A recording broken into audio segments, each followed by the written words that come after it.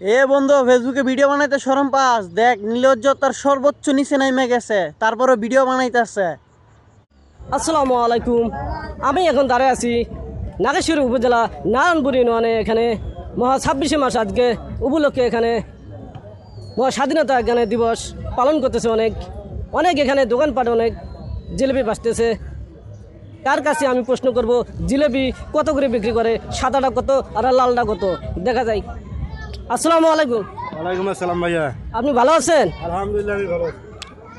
আপনি আজকে 26শে মার্চ উপলক্ষে জিলেপি আজকে কত করে বেচতেছেন সরকারি রেটে? যদি জনগণকে একটু বলতেন তাহলে অনেক খুশি হইতাম।